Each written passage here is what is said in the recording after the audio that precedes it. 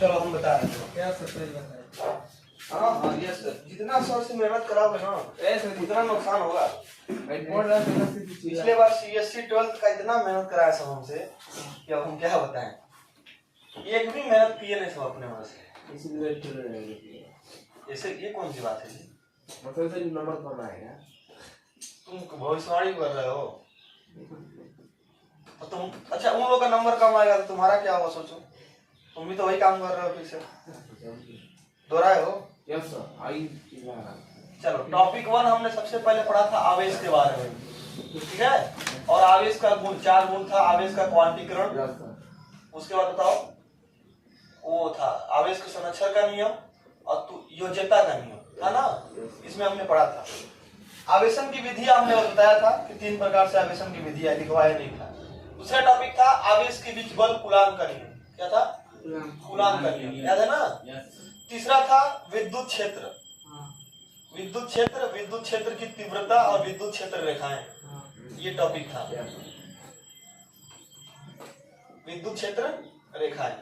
और अभी जो टॉपिक था वो हमारा 3 टॉपिक था कि एक बिंदु आवेश के कारण किसी बिंदु पर विद्युत क्षेत्र की तीव्रता E, और एक द्विध्रुव के कारण किसी बिंदु अच्छी स्थिति में और फिर निरक्षी स्थिति में।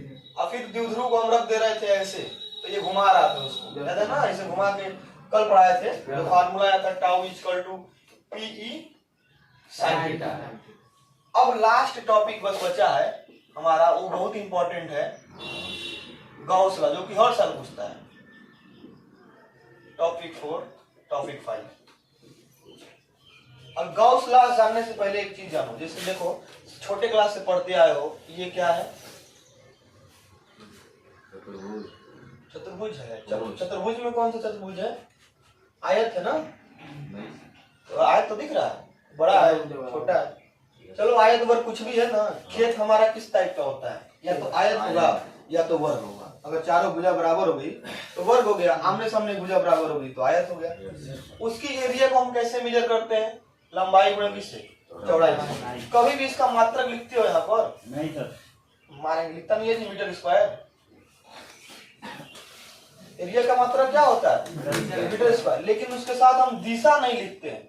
जैसे बल है, बल का मात्रक 50 न्यूटन, तो उसके साथ दिशा लिखते हैं कि O से P की ओर, चाहे P से O की ओर, चाहे ये दिशा लिखते हैं। यानी कि ये सदिश राशि है। कौन सी राशि है? लेकिन अभी तक इसको हम अदिश राशि के रूप में पढ़ रहे थे, 10th तक या 11th तक जो भी है, इसके रूप में अदिश राशि के रूप में। लेकिन क्षेत्रफल एक वेक्टर क्वांटिटी होती है, एक सदिश राशि होती है। कौन सी राशि होती है? सदिश राशि। इसकी दिशा किधर होती है? एरिया का दिशा किधर होता है? तो अगर ये बुक है तो इसकी जो क्षेत्रफल होगा, मान लो ये 10 सेंटीमीटर है, ये 5 सेंटीमीटर है, तो 50 सेंटीमीटर स्क्वायर का क्षेत्रफल होगा। तो इसकी दिशा इसके पृष्ठ के बाहर होगी, ये इसकी दिशा है। जो एरिया होगा ना, एरिया की दिशा ऐसे होगा, लंबवत होगा हमेशा। अगर ऐसे है तो ऐसे इसकी दिशा होगी। समझ में क्या बोले हैं? किसी भी एरिया वेक्टर का, क्षेत्रफल वेक्टर का जो दिशा होता है वो उसके पृष्ठ के जो है लंबवत होता है 90 डिग्री में। खेत है तो खेत का दिशा ऊपर की ओर। समझ में आया? किसकी? वेक्टर का। कौन से वेक्टर का? क्षेत्रफल वेक्टर का। कौन से वेक्टर का? क्षेत्रफल वेक्टर। तो याद रखना है, क्षेत्रफल वेक्टर की जो दिशा होती है, क्षेत्रफल सदिश की जो दिशा होती है, वो उसके पृष्ठ के क्या होती है? लंबवत होती है। ये बस बता रहे हैं। इसका यूज होगा हमारे गॉस के नियम। किसके नियम में? तो पहली बात, गॉस का नियम क्यों दिया गया? क्या जरूरत था गॉस का नियम? इस चैप्टर में 2 ही नियम है, एक कूलाम का नियम है और एक किसका नियम? कूलाम का नियम क्यों दिया गया था? आवेश के कारण बल, कि 2 आवेश के बीच कितना बल लग रहा है, ये बताने के लिए सबसे पहले कौन आया था? कूलाम आया था। कूलाम ने बताया था कि इसके बीच बल जो है Q1 Q2 के प्रोपोर्शनल होता है और इसके बीच की दूरी के वर्ग के बराबर है। तो इसकी क्या जरूरत थी गॉस के नियम? तो अभी देखो, हमने एक पॉइंट चार्ज के कारण यहाँ पर निकाला था इलेक्ट्रिक फील्ड, इसके कारण यहाँ पे निकाला था इलेक्ट्रिक फील्ड, यहाँ पे भी निकाला था इलेक्ट्रिक फील्ड, याद है ना। लेकिन अगर हम ऐसे कोई बॉडी दे दिए, मान लो ये बॉडी दे दिए, अब इसके कारण यहाँ पे निकालना है इलेक्ट्रिक फील्ड, तब कैसे निकलेगा? याद करो हमने क्या किया था। हमने यहाँ से यहाँ की बीच की दूरी नापा था, यहाँ से इसमें भी दूरी ऐसे नापा था, याद है ना। तो दूरी नाप के हमने निकाल लिया था। लेकिन इसमें अगर हम यहाँ से बिंदु से अगर इसकी दूरी माने तो यहाँ से बिंदु की दूरी अलग होगी, यहाँ से कुछ और दूरी होगी, लेकिन होगी ना, सबकी दूरी अलग अलग आएगी ना जी। अगर यहाँ से नापेंगे तो और कम आएगा, इसमें पता नहीं कितने बिंदु होंगे। तो हम किसी भी बॉडी का अगर हमको इलेक्ट्रिक फील्ड निकालना है, विद्युत क्षेत्र की तीव्रता निकालना है, तो उसके लिए हमको क्या दिया गया, गॉस का नियम। समझ में आया जी। अगर हमको इन तीनों का निकालना है, बिंदु आवेश के कारण, द्विध्रुव के कारण, तो हम जनरली इस फार्मूले से निकाल सकते हैं 1/4πε0q/r²। लेकिन अगर किसी भी रैंडमली बॉडी का दे दिया गया कि मान लो चलो एक सिलेंडर है और सिलेंडर के कारण हमको एक यहाँ पे निकालो इलेक्ट्रिक, देखो 4 ही ऑप्शन है, एक सिलेंडर का है, एक इनफाइनाइट टेल ऐसे चादर के कारण निकालना है, और एक गोला के कारण निकालना है, और एक बिंदु के कारण निकालना है। गॉस के नियम में 4 वो है। बिंदु के कारण फिर निकालना है जो पूछा था, स्फेरिकल यानी गोला के कारण, और एक चादर के कारण, और एक इसके कारण, ठीक है। तो इन सभी का अगर हम निकालना चाहे फार्मूले से, तो केवल हम इसका निकाल सकते हैं फार्मूले से। तो बीच में बिंदु मानोगे तो ये पूरा आवेश से न बना है जी, पूरा। अब यहाँ से दूरी कुछ और होगा, यहाँ से दूरी कुछ और होगा, यहाँ से कुछ और होगा, इससे कुछ और, दूरी नहीं दिख रहा है तुमको, सब अलग अलग है।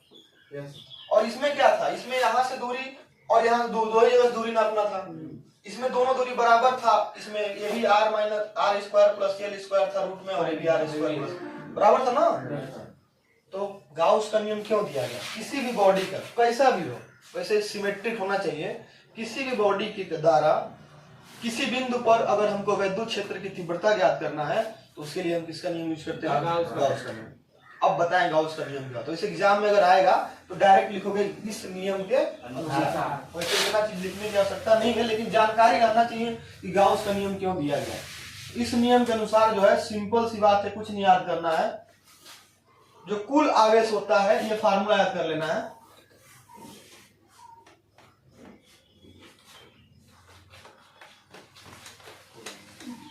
कोई चीज फ्लक्स बताना था, फ्लक्स बताए हैं, तो फ्लक्स बताना है। चलो फ्लक्स क्या होता है, फ्लक्स के लिए तो बताएं, वो वेक्टर वाला फ्लक्स क्या होता है, फ्लक्स के लिए वो चीज बताएं, फ्लक्स से विद्युत वो गाउस का नियम है। तो पहले हम लोग क्या पढ़ेंगे, फ्लक्स, जिसका नाम है विद्युत फ्लक्स, उसी से वो टॉपिक है।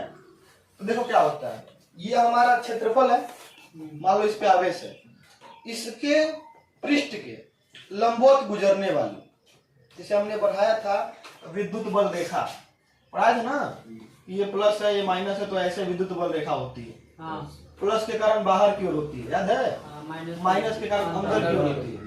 तो ये जो बल रेखाएं हैं वो कितनी गुजर रही हैं इस पृष्ठ से, मान लो अगर 100 को बल रेखाएं जा रही हैं, तो वो 100 को बल रेखा क्या कहलाएंगी, विद्युत फ्लक्स।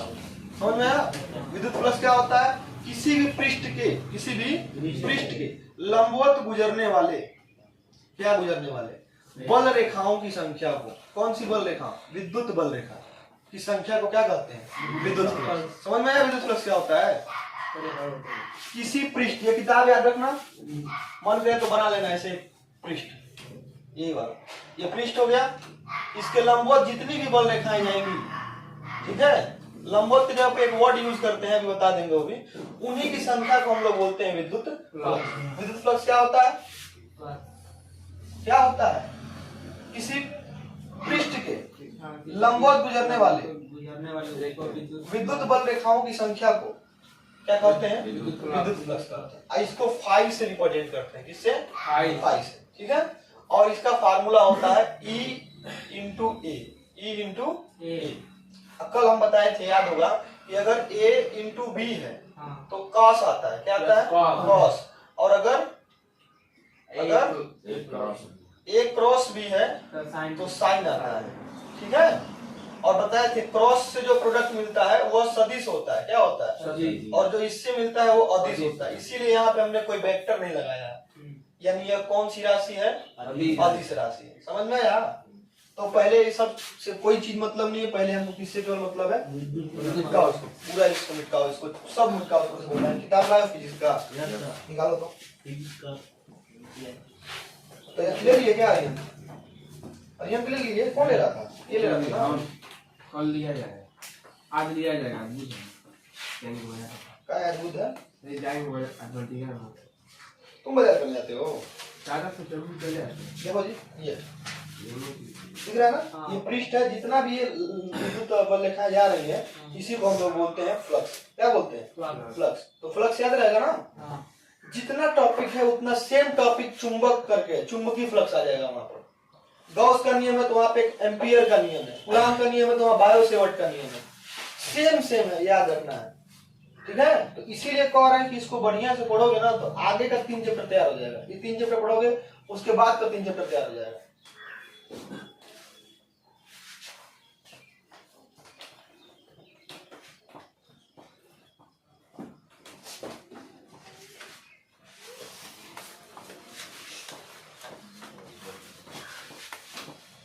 देखो एक बार और ध्यान से जी, विद्युत फ्लक्स में सुनो, पहले एक चीज सुनो।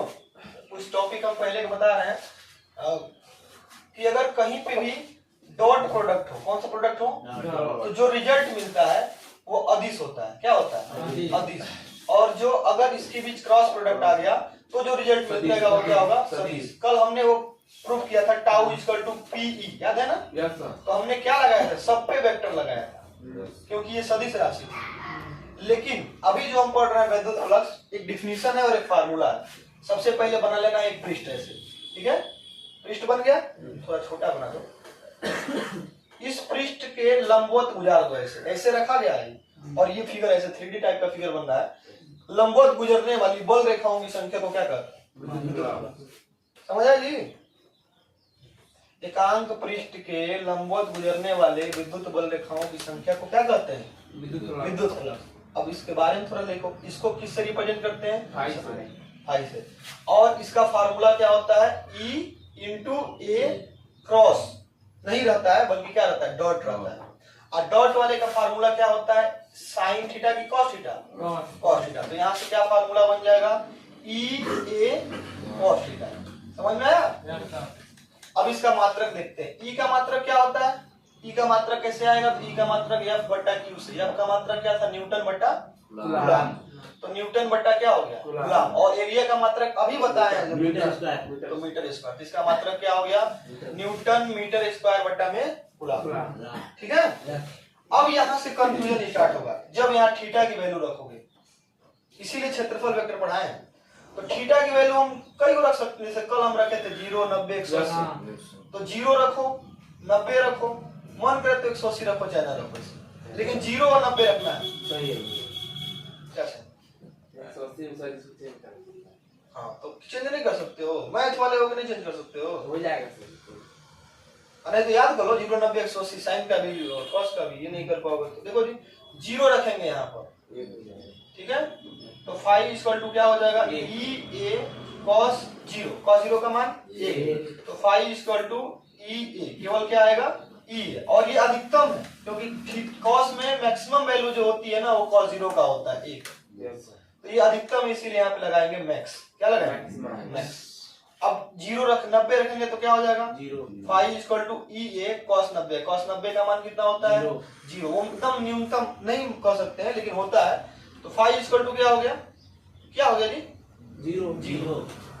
ठीक है? शायद कॉस 180 के वैल्यू माइनस में 1 होता है। साइन में माइनस में होता है। वो साइन का था, साइन का प्लस में होगा ना। निकालना आता है, याद है जी? कैसे निकालते हैं? Cos 180 plus 0। तो कॉस में 180 में चेंज होता है कि नहीं होता? नहीं होता। तो कॉस 0 हो गया। कॉस 0 का मान कितना हो गया? 1। ठीक है, चलो इसको इसीलिए छोड़ दो। तो दो कंडीशन है। अब ध्यान सुनो, ये जो एंगल हम लिए है ना, ये थीटा वाला, ये इसके एंगल के नहीं, इस पे 90 डिग्री है।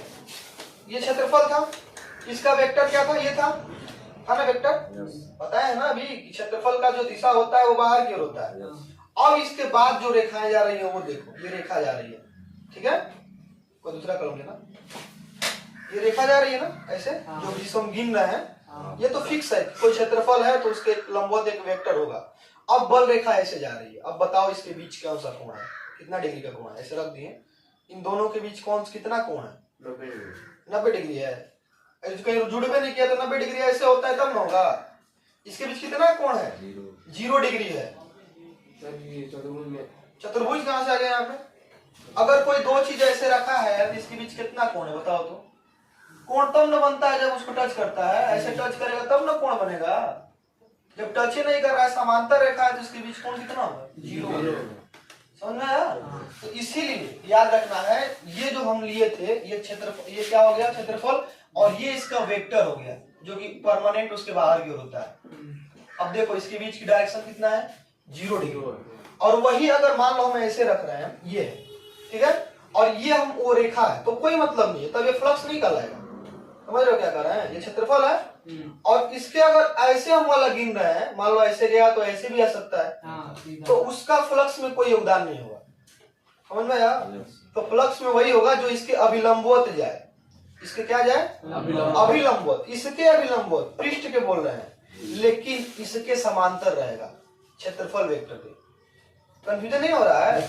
इसीलिए किसी एक चीज याद रखना, वो पूछ देता है एग्जामिनर, वो अलग बात है, लेकिन एक ही चीज याद रखना, पृष्ठ के लंबवत, पृष्ठ के लंबवत। अगर पूछा तो इसके समांतर, इसके वेक्टर के, क्षेत्रफल वेक्टर के समांतर। तो उतना क्षेत्रफल वेक्टर हटा दो, उससे कोई मतलब नहीं है, क्योंकि एनसीईआरटी से हटा दिया है। पृष्ठ से याद रखना। अब हम इसको वो कर रहे हैं, तो ये क्या है? पृष्ठ। तो किसी पृष्ठ के, आवेशों के पृष्ठ कह सकते हो, पृष्ठ के लंबवत गुजरने वाले, अभिलंबवत लगाना, अभिलंबवत गुजरने वाले कौन सी चीज है ये? विद्युत बल रेखाओं की संख्या को क्या कहते हैं? विद्युत फ्लक्स। और इसको किससे रिप्रेजेंट करते हैं? और इसका मात्रक क्या होता है? न्यूटन मीटर स्क्वायर बटा कूलम्ब। बीमा निकाल लेना, रख के नहीं निकाल पाओगे तो हम लास्ट में बताएंगे। फार्मूला ये हो गया, थीटा का मान रख के निकाल देना, पूरा नंबर मिल जाएगा। अब इसी से गॉस का नियम है, ये लिख लो।